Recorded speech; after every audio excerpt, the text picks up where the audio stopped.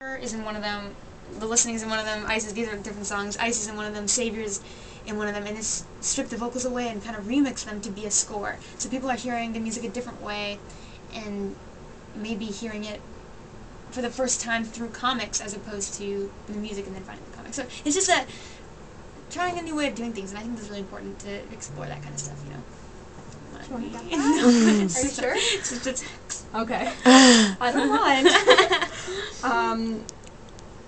We were wondering, we just came up with this question a few minutes ago, what your pre-show ritual is. Yeah. Surprisingly, I get asked that a lot, and I don't have much of an answer for it. I mean, typically what I'll do is have a glass of wine and play a couple songs on the guitar. So that I tune the guitar, make sure that's good, and then sing a couple songs, and that's enough of a warm-up for me. And then go up. You know, I don't do 3 stomps to the left and a million dance, you know. It's pretty fun. I mean, you look forward to it. What's your favorite kind of wine? Just wondering. White Zinfandel. White? It's really sweet and girly. But Yeah. How do you how do you start to write a song?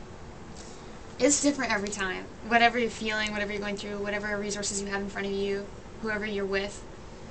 Like a song like Cactus in the Valley on the record was just written with myself and the acoustic guitar. We were on tour and I was in the hotel room and I was really bumming and I just wrote the song. Later, reworked it to fit it on the record, you know. But then there's some, like Everybody Breaks a Glass, which is like the taster track I released off Siberia. Somebody's trying to BBM me, don't mind that. It's okay. Where was I? Oh yeah, song like Everybody Breaks a Glass, which I sat down with Brian and Graham of Holy Fuck, and we just jammed for about 2 hours. Went through the session later and found a couple things that were really cool in that jam session. And out of that one jam session came Siberia, the title track, Everybody Breaks a Glass, and a 9-minute instrumental that's on the end of the record, which ultimately ended up being called Day One because it was our first day working together. But basically, live off the floor, you have a piece of music, you start to piece it together, and then I write lyrics to it later, and it inspires a really entirely different breed of song. But it's good to, I guess, exercise all of them. If you do just yourself and your guitar too much, you're going to come up with the same kind of song. So it's important to exercise every different thing. All uses different parts of your brain, as far as I'm concerned. It's good exercise. Could you describe an average day in your life? Like how much music making is involved in an average day, or what, what kind of activities do you enjoy, stuff like that? I mean, my life now is a lot different than it was 6 years ago. 6 years ago, every day would have involved music making of some kind because you're exploring, you're finding yourself, you don't have anything out there, you gotta start to build something, there's no structure, there's no touring.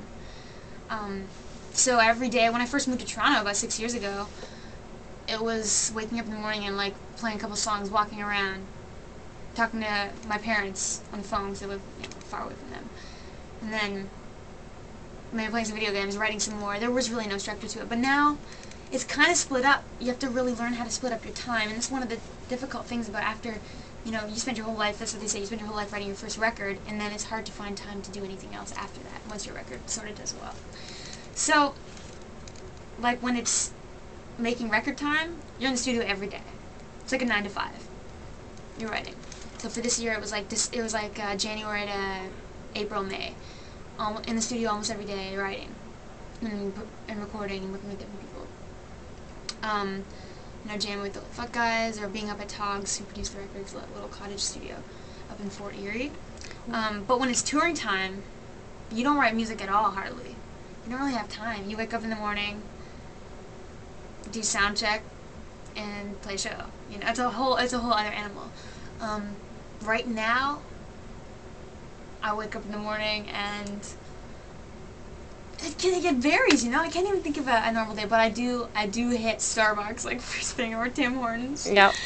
To wake up a little bit, and then I'm doing classes online, so I work a little bit on that, and say I'm doing a show in London, FanShawe College, say, jump in the van and pile over, It's different every day. Okay.